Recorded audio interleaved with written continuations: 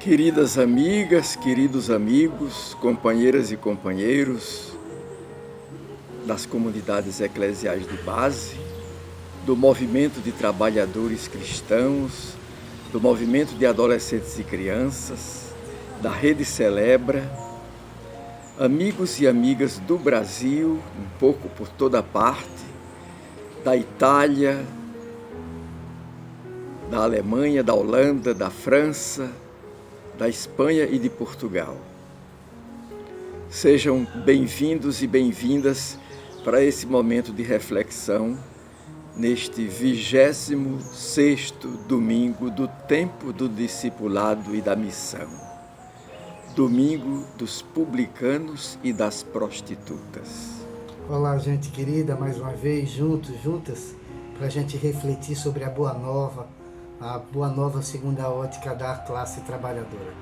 Uma saudação a quem está de perto e a quem está de longe. Esse é um momento de reflexão promovido pelo movimento de trabalhadores cristãos. Então curtam, compartilhem. Nas últimas semanas, muitos dos nossos irmãos e irmãs visualizaram, mas esqueceram de curtir. Isso ajuda a difundir mais essa nossa conversa. Se você está gostando, se acha que essa reflexão é algo que motive as nossas comunidades, então curta, compartilhe para a gente poder chegar a mais pessoas.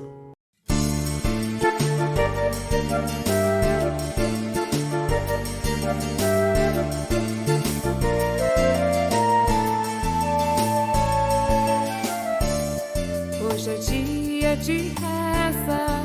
Hoje é dia de reza. É o dia do Senhor. É o dia do Senhor.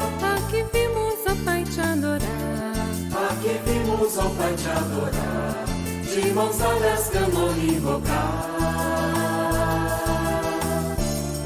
Hoje é dia de festa. Hoje é dia de festa. Entre nós está, Senhor. Entre nós está, Senhor. Tua palavra nos vai recriar.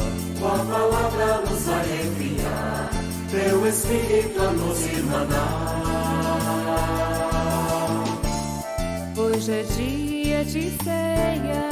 Hoje é dia de ceia. Em memória do Senhor. Em memória do Senhor. Pão do céu vamos nós partilhar. Pão do céu vamos nós partilhar. De teu vinho beber e brindar.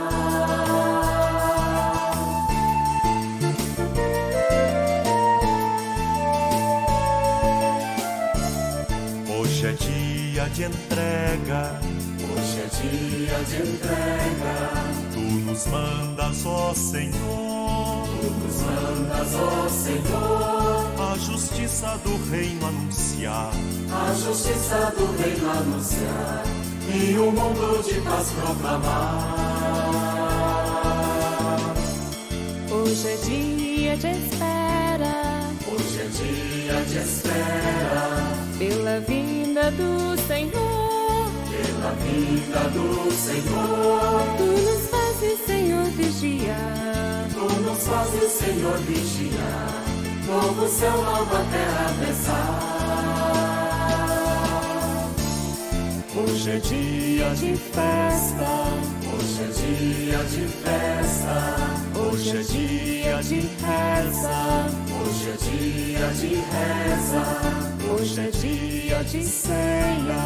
Hoje é dia de ceia. Hoje é dia de entrega. Hoje é dia de entrega.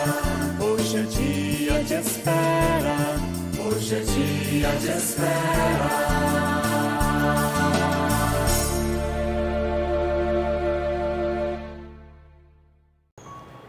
E que possamos ler agora a mensagem do Santo Evangelho, precisamente do capítulo 21 do Evangelho de Mateus, os versos 28 a 32. Talvez a mais radical de todas as parábolas de Jesus. O Senhor esteja com vocês. Evangelho de Nosso Senhor Jesus Cristo, segundo Mateus. O que acham disto? Um homem tinha 2 filhos. Dirigindo-se ao primeiro, disse: Filho, vá trabalhar hoje na minha vinha. Ele respondeu: Não quero. Mas depois se arrependeu e acabou indo. Dirigindo-se ao segundo, disse a mesma coisa. Ele respondeu: Eu irei, senhor, mas não foi. Qual dos 2 fez a vontade do Pai? Disseram: O primeiro. Jesus lhes disse: Eu lhes garanto. Os cobradores de impostos, os publicanos, e as prostitutas vão entrar no reino de Deus antes de vocês. Porque João veio a vocês no caminho da justiça e vocês não acreditaram nele. Os cobradores de impostos, os publicanos, e as prostitutas acreditaram nele. Mas vocês, mesmo depois de ver isso, não se arrependeram para acreditar nele. Palavra da salvação.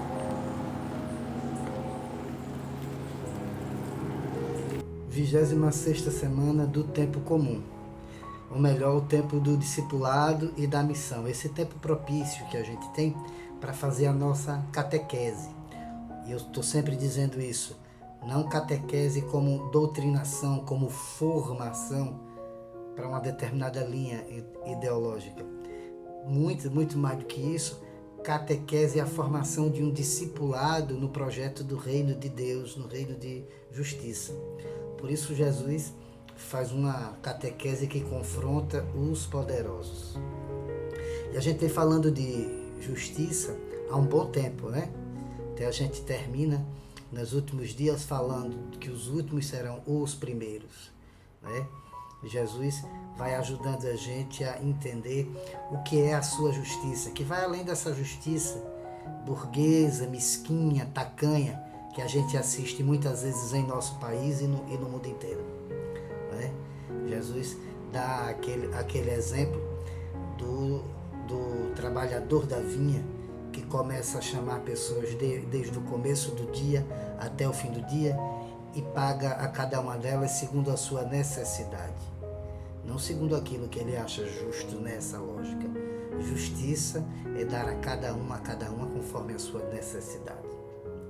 Daí ele segue, e a partir de agora até o término do tempo comum, do tempo do discipulado e da missão, Jesus vai ser apresentado pelos textos bíblicos no local onde mais conflitos, mais confrontos ele sentiu, vivenciou e enfrentou, que é em Jerusalém.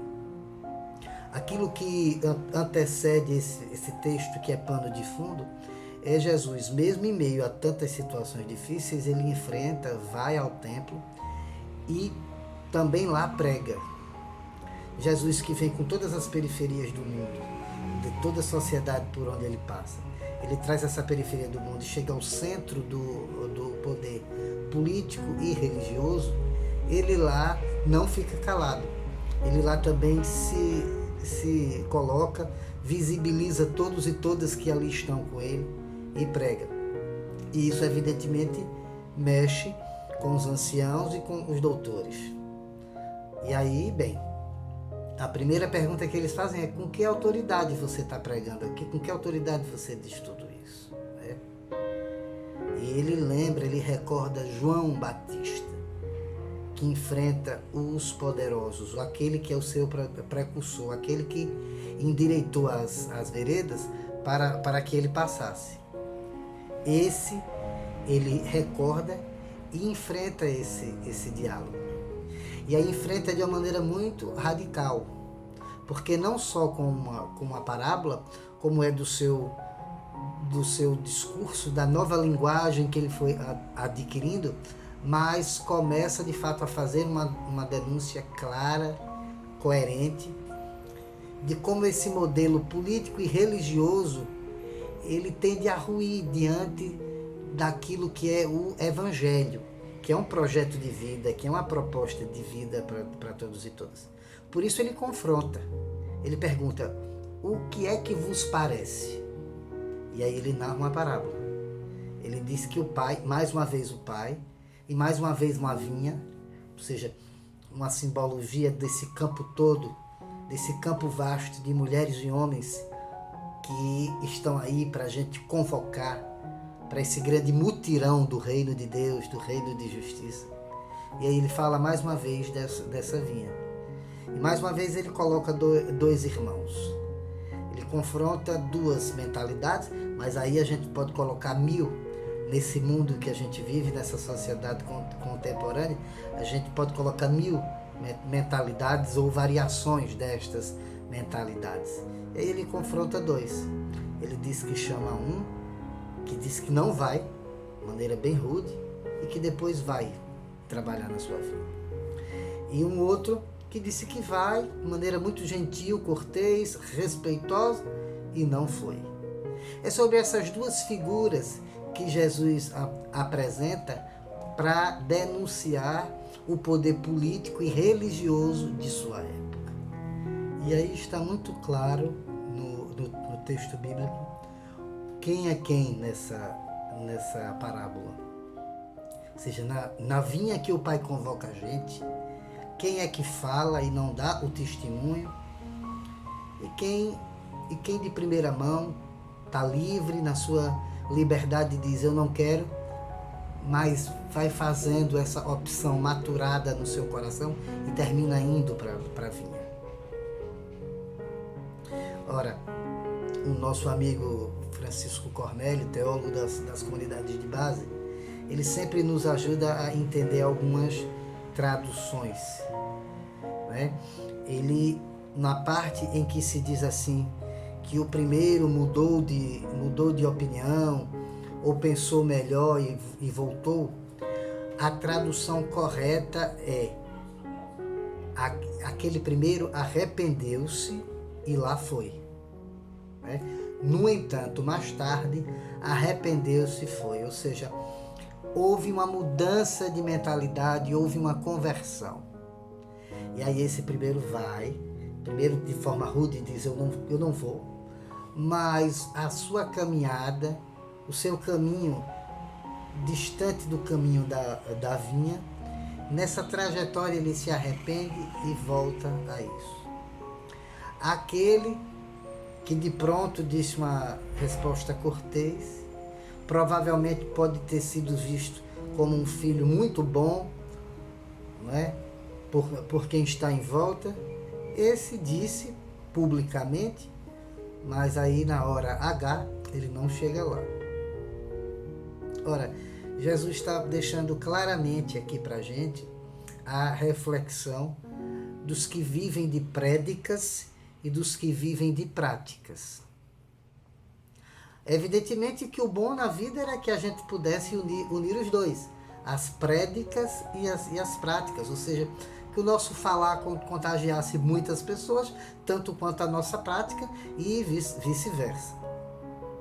Mas no mundo de simulacro, vivido do tempo de Jesus e vivido em nossos dias, antes aqueles que praticam, antes aqueles e aquelas que constroem, que se juntam, que se organizam.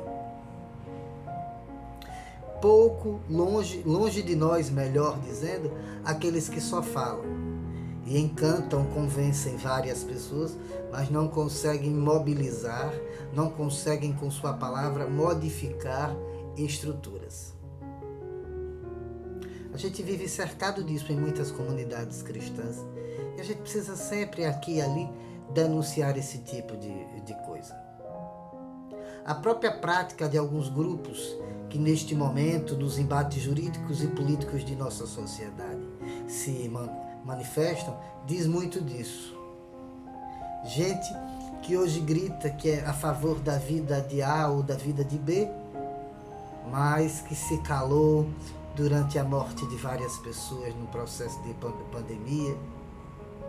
Gente que viu centenas de crianças indígenas morrerem de fome e de várias doenças e simplesmente disseram que eram fake news. E hoje o discurso é totalmente diferente. É um discurso pseudo-pró-vida. Aqui e ali é preciso que a gente separe quem é o irmão que diz que vai, mas não vai, e quem é o irmão que na liberdade opta por não ir e depois vai maturando o seu processo até chegar perto da luta coletiva que a gente chama de reino de Deus. É preciso que a gente distinga isso. É preciso que a gente separe as lideranças religiosas, padres, pastores, enfim, daqueles que pregam nos seus púlpitos, com o canal de YouTube gritando para as pessoas, gerando processos sentimentalistas, e aqueles que estão nas comunidades lutando, esforçando-se para construir comunidade, relação de solidariedade, espaços afetivos e solidários de construção do reino de Deus. Essa parábola nos anima a pensar nisso. E daí vem toda a relação catequética que a palavra de Deus faz com a gente durante esse tempo todo. Enquanto a justiça do reino de Deus, que é diferente dessa justiça que a gente vive. O padre Júlio Lancelotti, a semana passada, lembrava a gente uma frase do biblista Alberto Magui. Dizia: se é justiça, não é reino de Deus. Porque essa justiça que a gente vive, ela não tem nada a ver com o reino de Deus.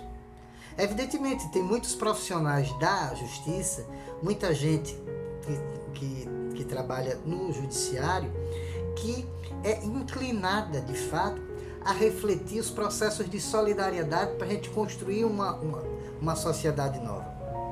Mas o escopo jurídico que a gente vive e a forma que isso chega nas várias comunidades, principalmente nas comunidades periféricas, isso está fora do que a gente chama de reino de Deus. E aquilo tudo que Jesus vem dizendo para a gente, é preciso perdão nas nossas comunidades, criar redes de solidariedade, redes de afeto. Se lembra disso? No Perdoar 70 vezes 7? Depois de dizer,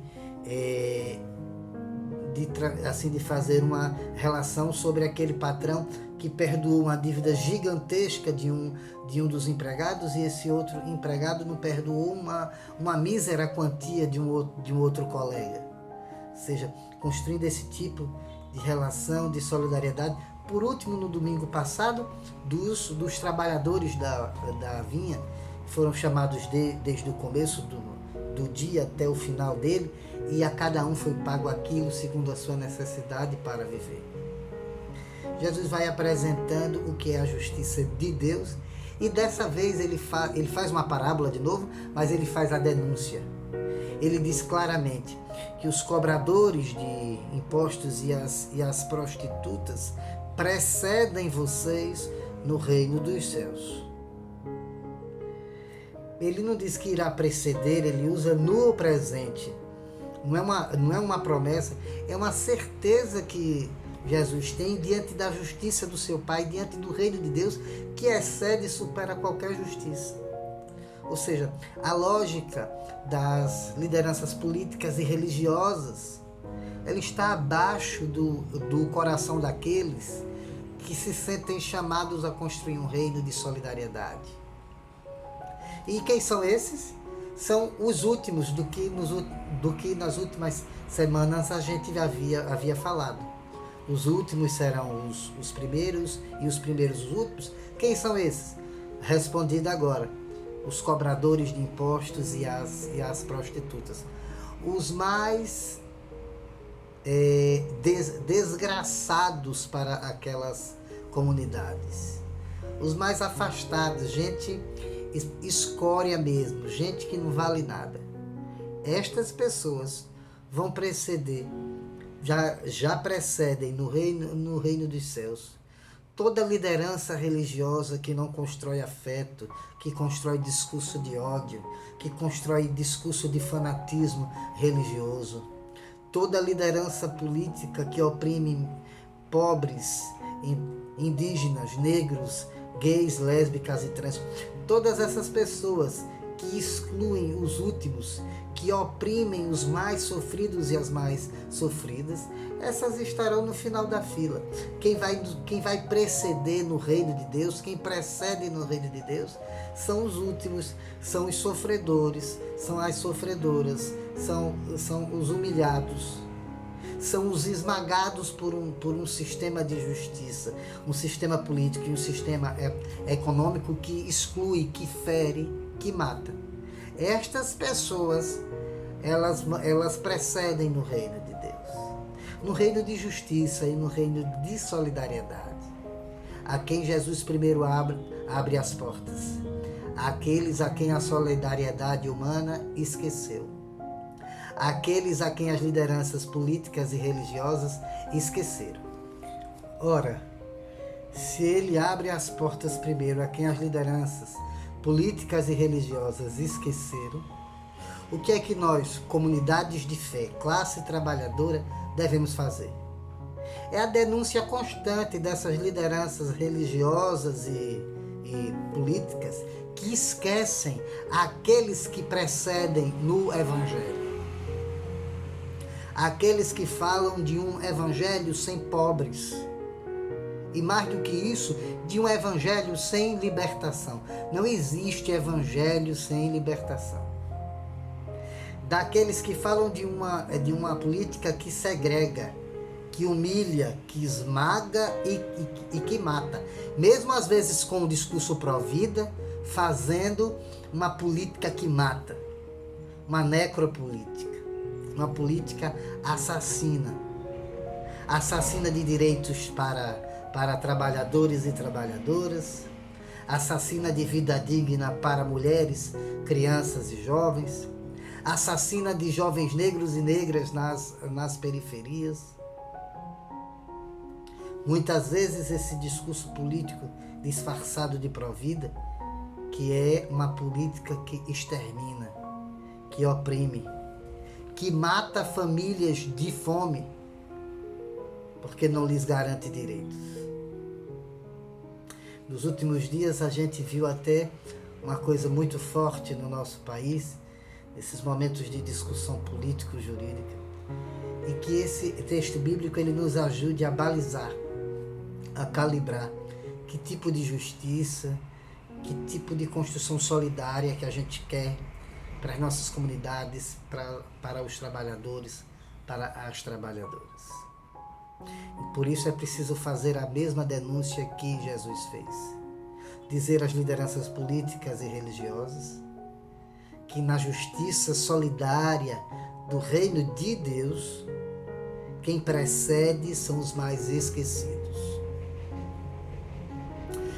Dois fatos acontecem, um já hoje e outro nos próximos dias, que esse texto bíblico pode nos alumiar a refletir, a pensar nisso. Hoje no nosso país estão ocorrendo as eleições para conselheiros tutelares. É gente que está na ponta do grande problema das nossas crianças e jovens. É gente que tem que trabalhar lá diretamente nas nossas comunidades, entendendo politicamente e sociologicamente como é que aquilo tudo está se dando e como atuar na defesa das crianças e adolescentes. O triste é que em alguns espaços as lideranças políticas e religiosas, fanáticas, conservadoras, estão querendo levar a todo custo essa disputa dos nossos conselhos. É preciso, quem ainda tem tempo, ir até as urnas, procurar os locais de votação e procurar pessoas comprometidas com a defesa do Estatuto da Criança e do Adolescente.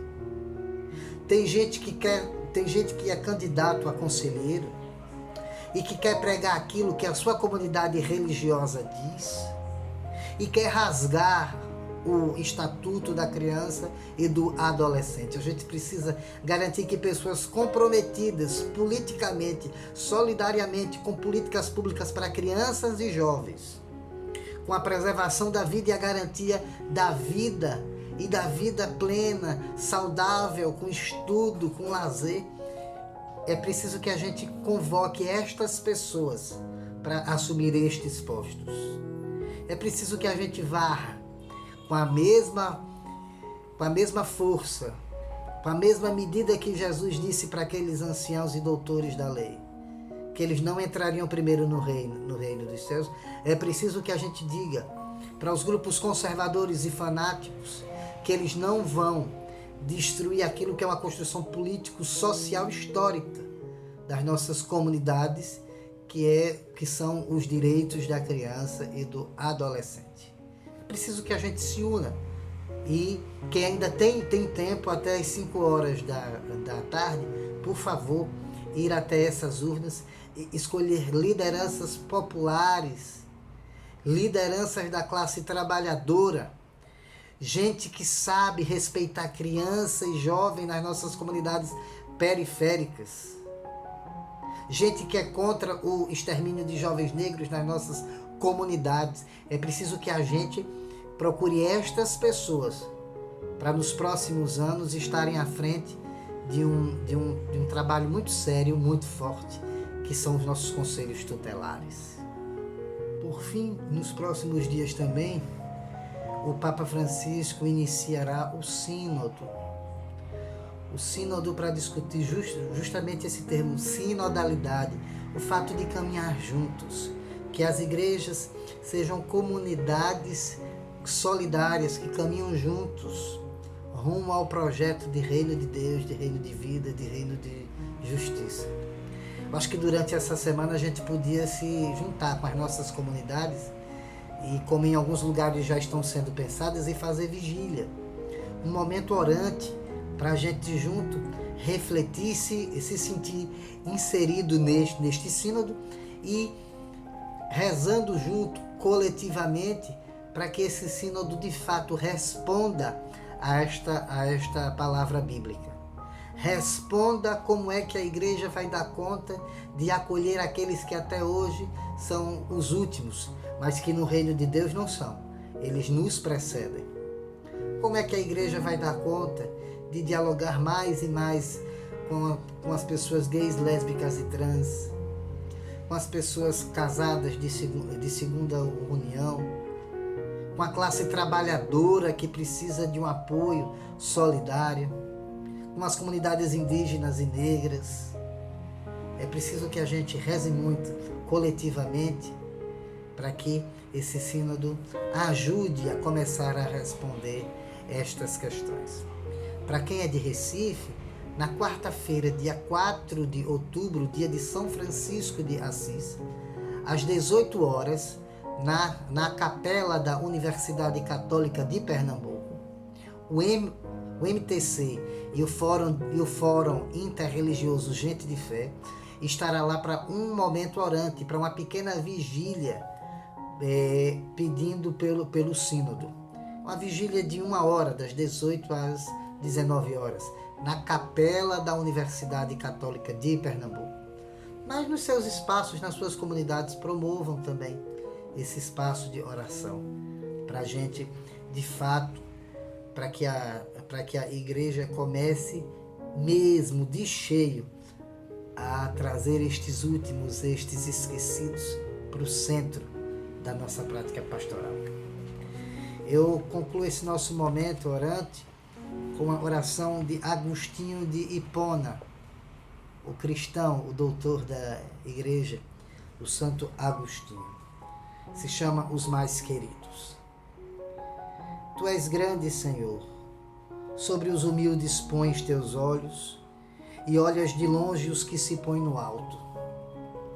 Só estás junto dos de coração contrito, não te revelas aos orgulhosos, mesmo que com curiosidade, com perícia, ponham-se a contar todas as estrelas do céu e cada grão de areia do profundo oceano.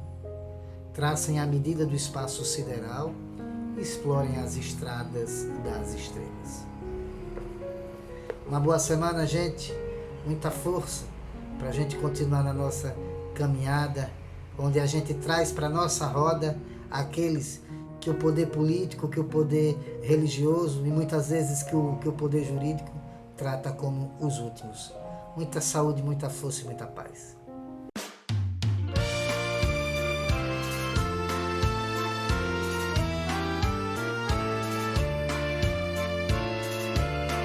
Ó Pai que habitas a imensidão, Tu que és nosso e de toda a gente, que venha a nós o Teu reino, ó Pai, e nosso mundo se reinvente. Que venha a nós o teu reino, ó Pai, e nosso mundo se reinvente. Assim na terra como no céu, tua vontade, ó, se faça sempre. Haja o pão nosso em toda a mesa, haja o perdão entre toda a gente. Haja o pão nosso em toda a mesa, haja o perdão entre toda a gente.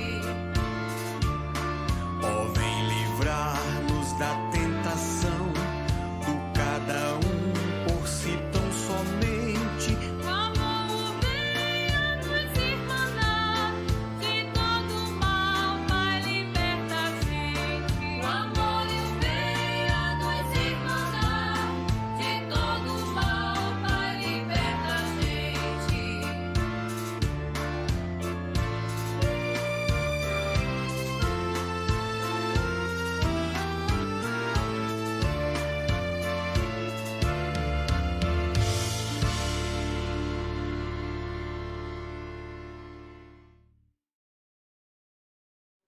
Gostou do que acabou de ouvir, do que acabou de ver? Se você gostou, divulgue. E além de divulgar, inscreva-se no canal TV MTC. Simples assim. Aperte no botão inscreva-se. E assim você está fortalecendo um instrumento de formação e de informação da classe trabalhadora, das trabalhadoras cristãs, dos trabalhadores cristãos. Contamos com essa sua colaboração.